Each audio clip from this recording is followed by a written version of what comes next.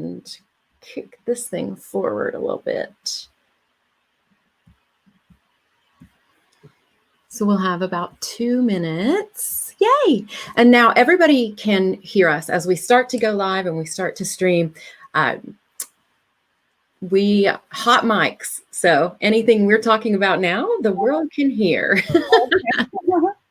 Always a nice little reminder, like just the patter about, what are we doing for lunch or whatever. So there's usually I usually have some sort of amusing anecdote that's happening in my life that I can share, as the show starts and we get our viewers in and get their seats and get them all saying hello. But gosh, today I just I don't know if I have anything today. Gosh, it's been a whirlwind. How about you? Any little anecdotes as we get people in and warmed up? Anecdotes. I don't know.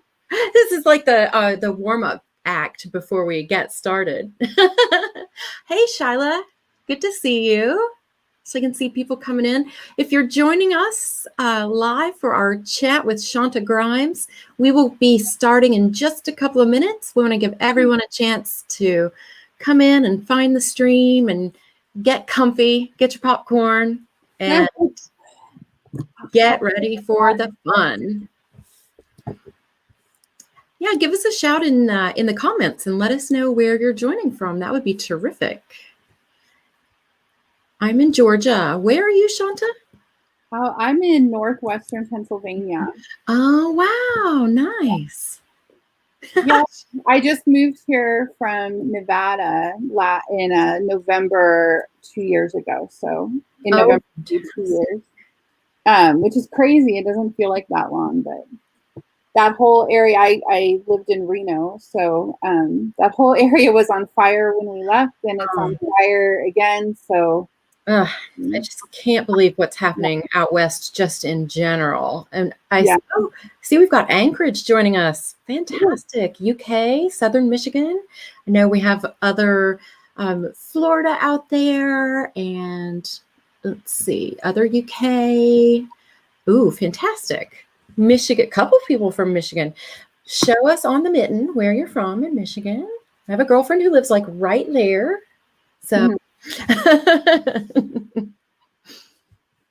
I only recently learned, everyone knows the mitten for Michigan and show us where you are. And Hilton Head Island in South Carolina is shaped like a shoe or a foot. And so they talk about I guess it's upside down though, the heel of the island and the toe of the island. You lay out where you are. I had no idea. So it's pretty fun. Yeah. All right. Oh, Scotland is here. Ohio. Man, I love it. Fantastic. I bet the weather is getting really nice where you are, Shaunta, cooling off. It's so it's a beautiful time of year in Pennsylvania for sure. Oh, that is so nice. To change just barely. That's wonderful. Most of my family lives in the Las Vegas area, and it's just getting to be the worst of the summer weather there. So I'm telling my dad he should be a snowbird and come here right at this time when it's so awful. August, September is the best time, and in Southern Nevada is so hot. Wow. Fantastic. Yeah. Well, let us then officially welcome everyone to our Fireside Chat. It's Beth here from AutoCrit, along with our special guest, Shaunta Grimes. Say hi, Shaunta. Hi, everybody. Fantastic to see you here. We're going to jump right in. What we'll do is ask some questions of Shaunta and let her share some information with us. And then we'll leave time at the end for audience Q&A. So if you have questions for us, feel free to put them in the chat and we will see those come through. We'll try to get to as many as we can and still stay respectful of everyone's time. Without further ado, let's jump in. Shaunta, you are, gosh, I call you a Renaissance woman. Teacher, author, founder of Ninja Riders, which is huge. You've done so many things in the past and in the present, and we'll talk about the future a little later on. But introduce yourself to all of our auto critters and ninja writers out there in the audience. Oh gosh. Like you said, I'm a teacher and a writer. I'm a novelist. I write my novels that I write at the moment have my most recent novels have been for middle grade readers. I've also had some young adult novels published. And I'm a blogger, but mostly I love teaching. So I spend most of my time teaching other people how to be writers or be the kind of writers that they want to be. That's fantastic. And that's really the foundation of ninja writers is yes. teaching others how to write well, how to monetize it, how to, gosh, everything soup to nuts. Yeah, our big focus, especially it started out really about fiction writers and how to write a novel was the foundation of what Ninja Writers was. But the last year and especially the last 6 months, we've really taken a kind of a pivot towards we call it being a working writer. So teaching people how to figure out their path toward earning a living as a writer or creating writing income streams. Fantastic. And what inspired you to really start that whole thing? I know you mentioned your love of teaching, but have you been surprised by how things have evolved? I think Ninja Writers came into fruition in 2016. Is that right? Yes. Yes. Or it's had lots of evolution. Well, actually, it was 2015, and it's been almost. It's been the coolest thing I've ever done. But I had this job that was awful. Oh my God, it was so bad, and I hated it. And I just I had to do something to try to not have that job anymore. And so the one thing I could think of. I was just doing everything I could think of, right, to replace this income so I could quit my job because I hated it. And I had another blog at that time, and I thought, well, I was making a couple $100s a month from that blog just from ads, and I thought, well, I could do another blog, and that would bring in a couple more $100, and that's something.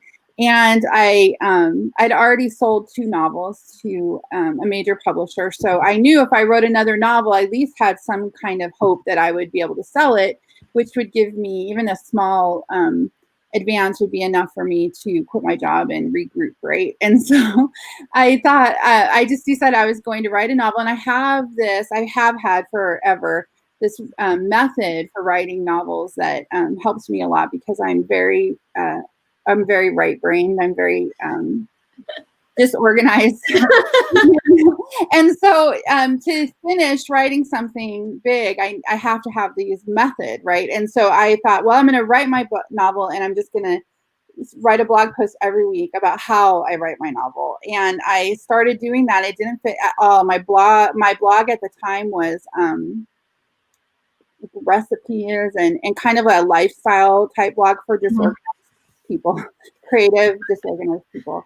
And but those blog posts, which had nothing to do with my blog, they just caught fire. People were so interested, and my email list grew quite a lot. And so I just kept doing it. And then in February 2016, so I guess it did really take fire. It started in 2015, but it really caught fire in 2016 that I just had this idea that I've had for a long time, but I decided I was just going to try it, which was to teach a class, because there are still, and at that time, especially 4 or 5 years ago, there was a lot of classes that were 30 days to writing a novel, or how to, these pre-recorded,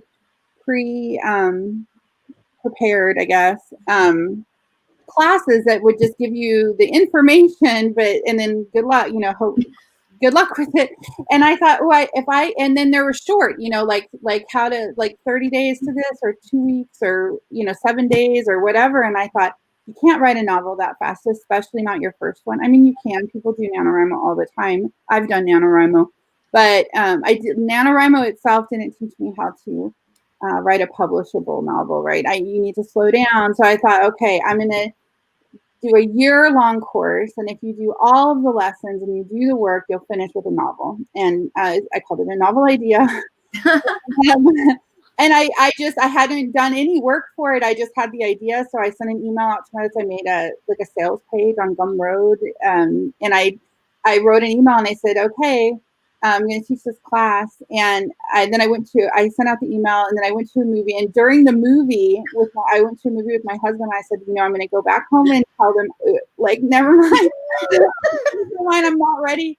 I had less than 1,000 people on my email list. I was just like, this is not going to happen.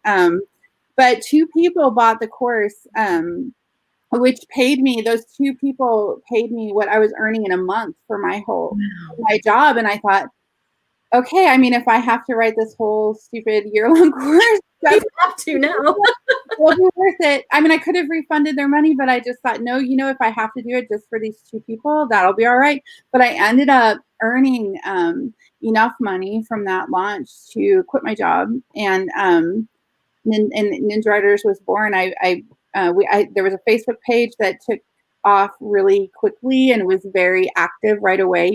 I always think I love our Facebook page because I don't have to ever be on there pushing people to talk to me or whatever. They're very active on their own, and so that happened quickly. And I just was like, okay, we're gonna do this thing. So I put organic. I put a note on our Facebook page, like, I think we need a name, because we didn't have one, and people started throwing out names, and someone said Ninja Writers, and here we are. I love this. I love this. It's things like that happen so organically and are born with passion. And terrifying. Yes. Terrifying for a long time. Like, I was going to do something to mess it all up or whatever, but it's been 5 years now, and almost 5 years in February since that first class was launched. And I don't know, here we still are. So here we are. Yeah. Just a thriving community on Facebook, and so many events, and it's just such a cool community. I can't even. It is the most. I wanted to be part of a community, and I just designed. I went out to create the kind of community I wanted to belong to, and really, it's the coolest thing I've ever done. And that includes being published by Penguin and Macmillan. It's the coolest thing. That's that's amazing. And you got to feel like if you needed that as an author and as a human, as a creative spirit, then somebody else needs it too. And clearly it's resonating. That's so nice. Mm-hmm.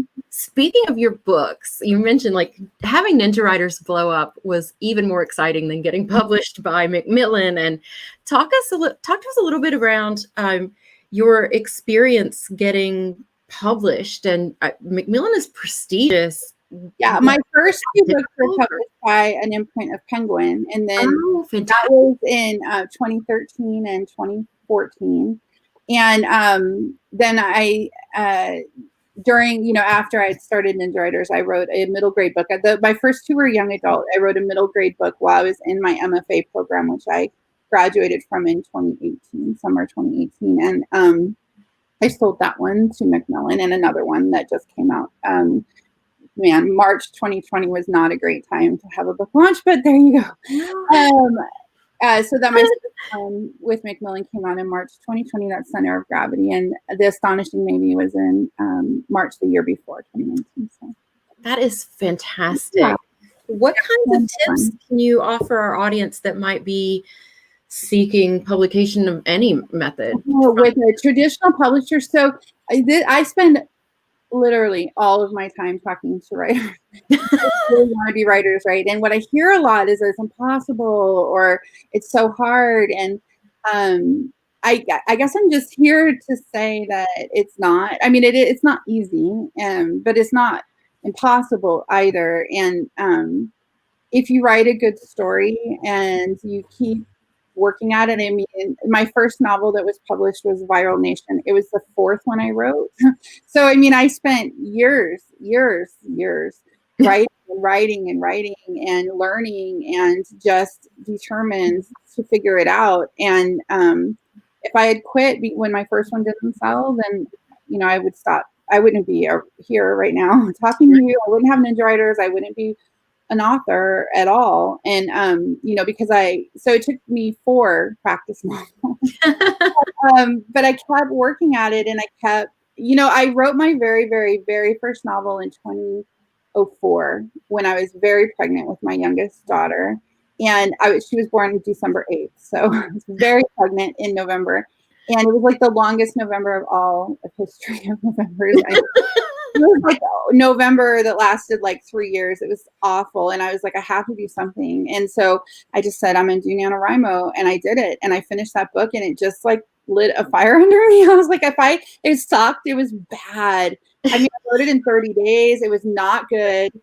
But I like, once I knew that I could write a novel and I could write that many words in one story and finish it all the way through to the end, I knew the rest of it is just mechanics. And if I went out, I mean, I went to college. I got a bachelor's degree in creative writing. I got a master's degree in creative writing, and I just kept writing. And I think that's the difference is, you have to be willing to keep going, even when you don't know for sure that you'll ever be successful. And even if, there's like, unfortunately for writers, there's a lot of the work goes in the beginning before you get to know that it's going to be successful the way you want it to be. But I can also say that you never know where it's going to lead. So, those stories are important, and sometimes the one that you need to tell is like buried behind one that needs to come out first or whatever. It just wants to be told and is getting in the way. Yeah. Or it's just that you have to write this other one so you can learn to be a good enough writer to tell the one that's going to sell or whatever. That's fantastic. You mentioned that part of your experience with NaNoWriMo, which, by the way, both Ninja Writers and AutoCrit are major sponsors of NaNoWriMo this year. So I've got my, I'm not sure if you can see it even, but my Viking helmet, we're ready to go. We're ready to rock Nano. I need to get a Viking helmet now. You should definitely get one. Okay. Amazon. You mentioned that it just proved to you through that you can write that many words. It did. Can get the whole story out. Is that kind of one of the biggest hurdles you've faced as an author? And what else? Before I did NaNoWriMo the first time, I had wanted to be a writer forever, and I started earning an income from writing when I was in my very early 20s. So I had already been writing professionally for 15 years, but I was freelancing and I was a journalist, and I was doing legal writing, and I was doing all these other kinds of writing, but I never could finish a story. Like I would start them, and I didn't know what to do. Like I couldn't get it done. And when I did get it done once, I was like, that's it. This is what I want to do forever. I never want to do anything else. And it took me my daughter is, she'll be 16 on December 8th. So it's been a long time. It took me she was born in 2004, and Viral Nation was published 9 years later. So it took me 9 years after that to learn how to write a novel that was publishable. So, I just kept working at it. And one thing that's really important, I think that AutoCrit can really help with this, which I'm really excited for myself, but also for Ninja Writers and whoever else is out there listening.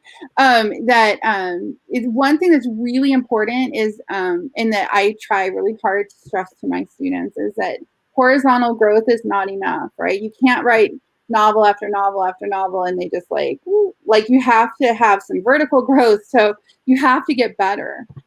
Each novel or each story that you write needs to be a little better than the one before, or else you're not going to get anywhere. You're going to kind of be, because it's horizontal growth, but it's not like you're horizontally moving towards your goal. It's like more like circling. You're just hovering. You're just kind of to get better, you have to know what you're doing wrong, and you need to, just and AutoCrit is a really good tool for that. Fantastic. And I know that you're an AutoCrit user. what do you find in your approach of self-editing before you go to a human editor, and, whether it's line editing or comprehensive, story arcs and characters and everything, what do you find is your approach and sequence? What's been working for you? So one thing, I don't know if a lot of people know this, and I'm not even 100% sure that it always happens, but both of the publishers I've worked with, my copy editor sent me a personalized style guide. So the problems that I have in my own writing, they gave me it was, I thought, that's so cool. Yeah. I mean, because I could look at it and say, oh man, like I always use this, I don't know, this verb and it's weak, or I type like, I don't know, 70 or 80 words a minute, and my pinky finger always wants to put an apostrophe in a possessive, right? So I do the wrong it every freaking time, and I know the difference, but that goes on my style guide, you're using the wrong it's, and makes me feel like an idiot, but it's because my I have muscle memory. If it's a possessive, it wants apostrophe. Anyway, so AutoCrit's really good for coming up with that stuff on your own, right? Like these are the words that you overuse. These are the, once you know that you have a problem, you can fix it, right? If you know that you have a tendency to do, one of the ones that for me that always shows up is I have this tendency to do, like, instead of just using a strong verb, I will use a to be verb and an ing verb. So like, she ran or whatever, and it's weaker. And AutoCrit will remind me like, hey, you need to look for you've got, or the word feel is big for me. And it will tell you the word feel 542 times in this novel. You should take out 400. All right. But it makes the self-editing, and which is, if you want to be traditionally published, you don't necessarily need to hire a copy editor, but you do need to create the cleanest copy that you can. And if you want to be self-published, you probably are going to need to hire, as a teacher, I feel the need to tell you definitely need to hire a copy editor, but you don't have to pay a copy editor to find every time your finger put a apostrophe in the it's, whatever. Every time you make a mistake that is simple to fix, you need someone to point it out to you, but it doesn't have to be someone you're paying by the word. So you can use AutoCrit to find those things and fix them. And then you're at least, like, when you do go to an editor, or in whatever that looks like, traditional or self-publishing, where you're hiring the editor, either way, you can provide them with a clean copy. Like the cleanest thing, because there are so many, like, word repetition and phrase repetition and passive and passive tenses or filler words. Yeah, I have a lot of filler words. You're probably using, you probably only have a few of them. Right? I only have a few, but I use them a lot. But I mean, if you know that you're using them, then like, I need to go through, like, I know for beads, I just always use smiling and nodding. Lots of smiles and nods in my books, but they can't make it. It's okay when I'm writing a first draft, but when I can't turn that in. Like, I have to take out a lot of those and do something better, or just take it out altogether. It's like a filler in, like, so I keep moving forward. But when I go to do my revision, I need to do better. Yes, we can get away with a lot in our rough drafts and our first drafts, just getting those words out. And I think that's part of what makes NaNoWriMo so great, is like, just get the words out, because we can always clean it up in editing. Like, you can't, the famous phrase, you can't edit a blank page. So just getting the words out and down on paper is so important. And then letting software take care of the things that can easily be picked off. So you don't have to pay, you're exactly right, you don't have to pay a human editor word by word for things that software can help you find easily. And I completely agree. I've become so aware of my filler words that when I see them in even in ads, even just in regular day-to-day writing out in the world, I'm like, oh, filler word, oh, killing me. Yeah. It's made it a little bit crazy. My goodness, sorry. don't know how to make this stop. Okay. Mine's That's off. the downside of having a Mac laptop and an iPhone is even if you have it turned off over here, it's ringing through. Goodness. Well, it's fine. Like I always say, it's not a live stream if something doesn't go wrong. So here we are. I remembered to put the kitten outside, and so it's got to be something else. Let's go back to your writing. What really inspires your stories, and where do you come up with the stories that you want to tell? Oh my gosh.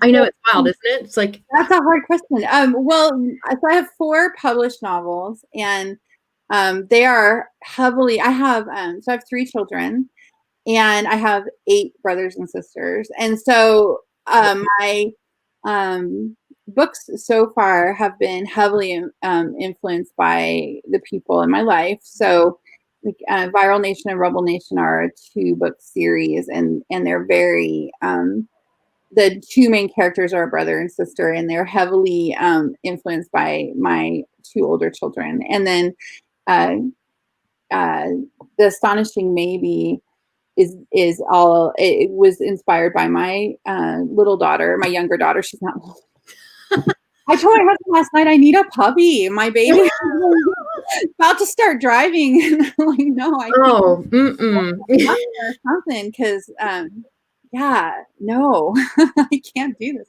Anyway, so she's not my little daughter anymore. She's as tall as me. But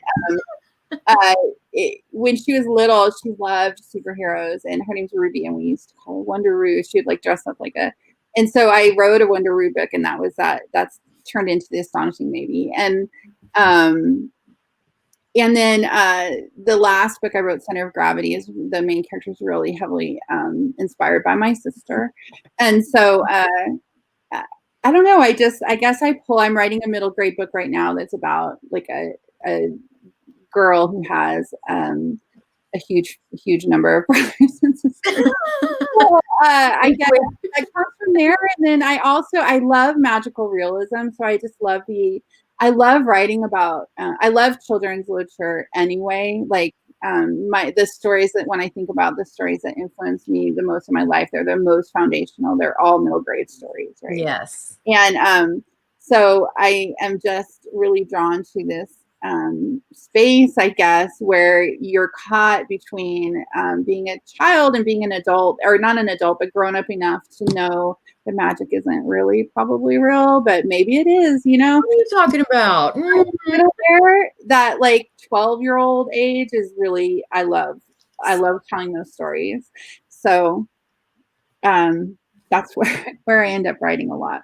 Oh, that's fantastic. I love that it's so influenced by your family, whether it's the one you came from, the one you created, like that is so close to home. I just love it. And I am excited for Wonder Roo to go to prom, when I know that she's going to look back on these days and be embarrassed, and we can show her this video, and she's like, the whole world knows.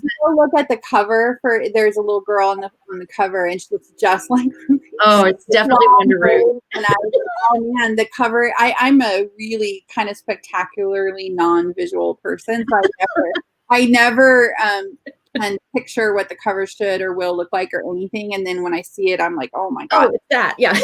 Yeah, but they made that cover, I was like, oh, it's so perfect, because she looks just like my Ruby, and they got it so right. So that was really cool. But I don't know, I have this, like, remember I told you in the beginning of this conversation that I have to have these methods, or I won't ever finish anything. Yeah. I have this like system for developing story ideas that works really well. Yeah, we should definitely talk about that. Yeah. It's very cleverly titled How to Develop and Test a Story Idea. If you're a writer, you may recognize it as H2DSI.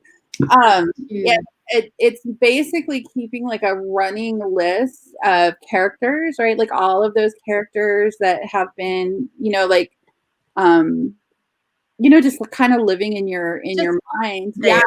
And then when you see another one, they're one of your like stable of characters. So you just add it to the list and take one off, and And the same thing with settings. And then I call them situations, but it's basically like a plot bunny, like,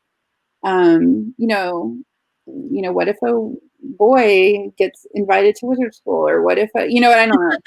Kind of Right. the sentence, right? And you just keep a running list of all of those. And then there are 5 key plot points that take you all the way through the story. So if you can pick a character in a setting, a situation, and then develop these 5 key plot points, you'll know your story idea has enough legs to carry it through a whole novel.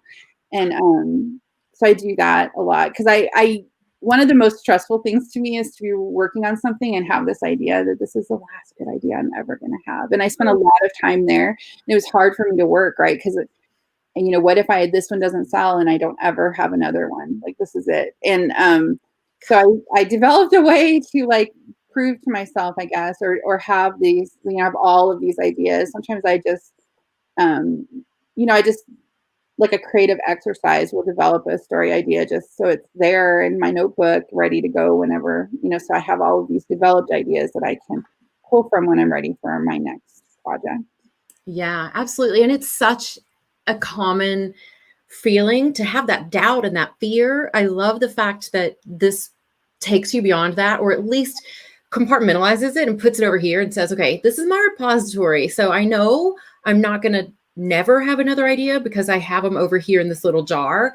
And it lets your mind clear its path to tell the story that you're working on now in the current novel. So I just think that's so brilliant and so helpful from a I don't know if self-esteem is the right word, but it's helpful to remind myself that I have all of these stories. And if this one doesn't do what I hope it will, or, then there's another one waiting for me. But then you have to have, so I have this theory about that all writers fall within these kind of archetypes, right? And I'm a teacher writer.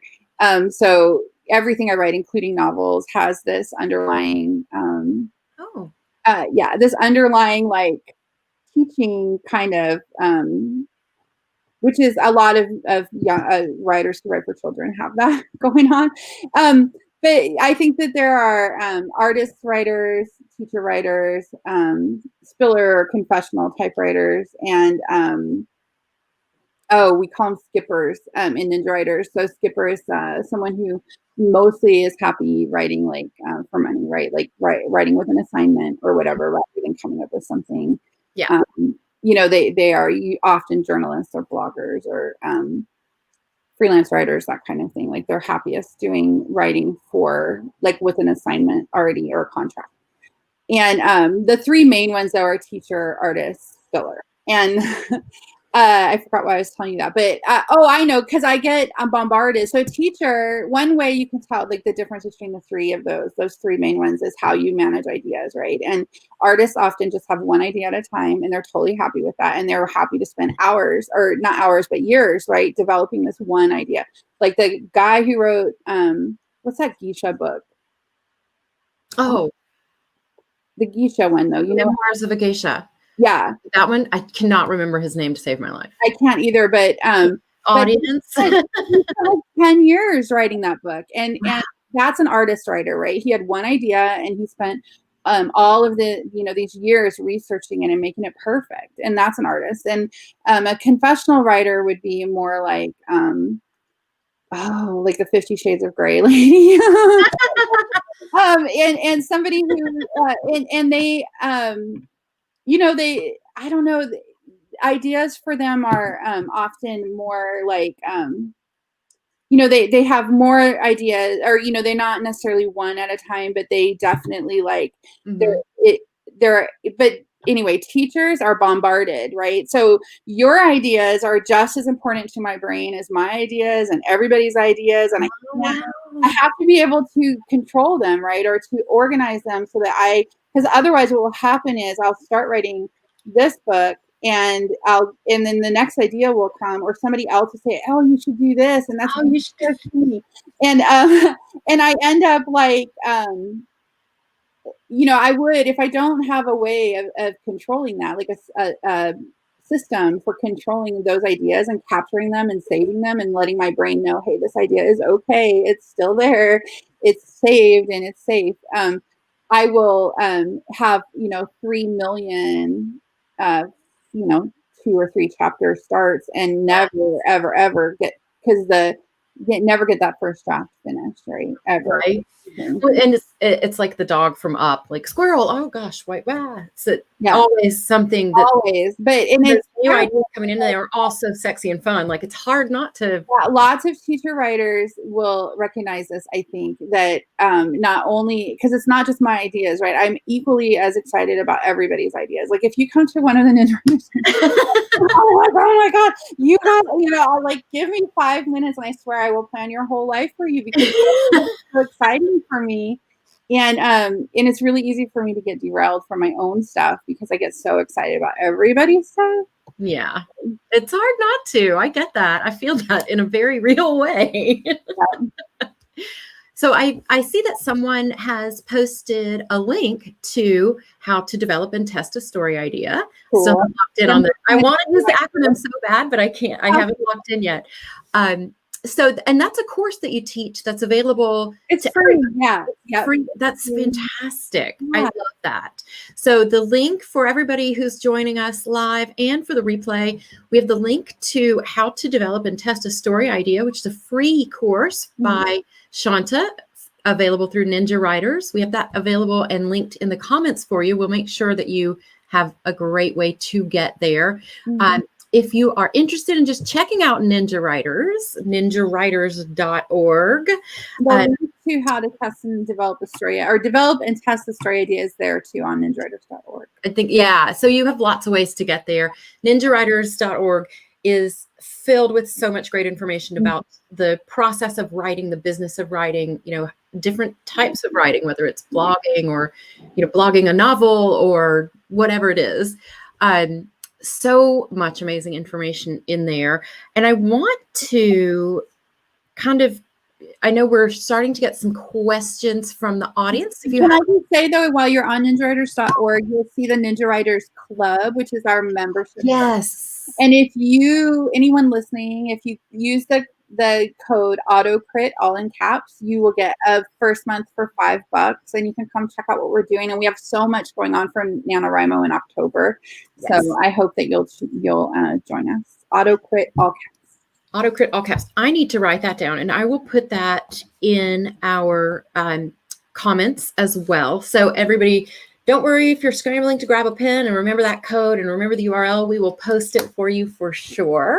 So you'll get the first month of Ninja Writers Club for only $5. And I, as a Ninja Writers Club member, will tell you it is chock full of amazing information. So you can engage with on there. As we roll forward toward NaNoWriMo, tons of stuff happening with Ninja Writers, tons of stuff happening with AutoCrit. We've got lots of interviews lined up. We've got some special events lined up. So feel free to join both of our organizations as we channel forward through to November. So we've got Preptober coming up. We're doing a Preptember apparently is also a thing. There's a lot of prep. When you talk about nano, there are like 3 months of prep. I've heard of Preptember. Preptember, I've just been seeing on the forums. I'm like, really? Wow. So it's 2 months of Preptember, Preptober, and then on into NaNoWriMo itself. So we are doing a prep challenge toward the end of October to lead us right into November. We've got some other things going on, a horror course that this one makes me happy in a very dark, troubling sort of way. It makes me happy. We have a horror course coming up, more information to come in the group about that. But I would love to hear, as we kind of take it home with our interview today, Shaunta, what is next for you personally, or what's next for Ninja Writers? Well, we have, we are doing we run on track. So we have like a fiction track and a freelancing track, and we are, and all of these different tracks to keep track of all of the classes that we offer to help you, know which ones would be best for you. But we're doing a mini track October, November, December for NaNoWriMo. So you guys should definitely check out ninjawriters.org and join the club because it's going to be so much fun. We have daily write-ins, which is it sounds so simple. It's just a Zoom room, and you show up and it's quiet and you just write. And they're moderated, so there's a mentor there who can answer questions in the chat though, because they're quiet, no talking. And but it's like clocking into work. I don't know what it is, but I get so much done in those. They're amazing, and we're gonna have one every day and different times of day. We even have some late night ones, like midnight. We call it a midnight write. So we have some that are midnight Eastern time. It's not quite so late if you're on the West Coast, and then if you're in Australia, it's like the middle of the day. Australian people come to the midnight writes a lot, but anyway, we have just so much stuff coming up for NaNoWriMo that I'm really excited. We're gonna how to develop and test a story idea. We're gonna run live as a group, and for people so they can start working on their NaNoWriMo project. And we're gonna have a kickoff party on November 1st. And, or as I like to call it, my birthday eve. So I'm a Preptober baby. I'm apparently a Nano. Mine's on the 28th of October. So close. So we'll have lots of joint birthday parties. I think. Yeah, I think we should figure out a way to have virtual. I feel like we should. Well, we're doing our kickoff party on November 2nd. We have Grant coming to do live Q&A with us and just have a kickoff celebration / also my birthday. So my Viking helmet will have a party hat on top of it because I'm extra that way. Also, it might be a little sad that I'm spending my birthday evening. It's a 6 p.m. stream for us Eastern time. So I'm going to be spending my birthday eve with Grant and Zoom. And AutoCrit, all the people. And my team, my fam at AutoCrit. It's going to be so much fun. Also, all the people that join you guys for your my adoring fans. Yes. So we're hoping to have not that it's my birthday party and my feelings will be hurt if people don't come, but it's kind of my birthday party and my feelings will be hurt if people don't come. So we just need to ramp up the attendance for that, and it's going to be wonderful. We're doing a lot of similar stuff. I don't know if I always do one spoiler, right? With every live stream that we do, I always just kind of let something out of the bag. So I don't know if we have these scheduled yet formally in our groups, but we have write-ins coming as well as edit-ins, if that's going to be a thing. So if you want to edit in and just set some time aside, we're going to do those. But I think we're going to try some themes and have maybe some theme, come in a costume or with a specific backdrop, music or it is. To try that for our Halloween write-in. 100% yes, you should. Yeah, that's on a midnight night, so I'm just saying. Oh, yeah. Well, I'll already be in your costume. I have my costume ready for that. Oh, this has been so much fun. We're so excited. And want to thank you, Shaunta Grimes, Ninja Writers. Don't see questions coming in. It sounds like we've done such a great job, and we've gotten so many people excited about Nano and our joint offerings and the I'm not even going to try the the acronym, the developing and testing a story idea and how to use AutoCrit to kind of learn your trouble spots and get your own kind of style guide started. I think we've done such a great job that people are just overwhelmed and ready to jump in and start writing and editing and get going. So thank you, Beth. Yes, thank you so much. And we look forward to talking to you again soon. Thanks everyone for joining us. You're welcome. Bye-bye. Bye.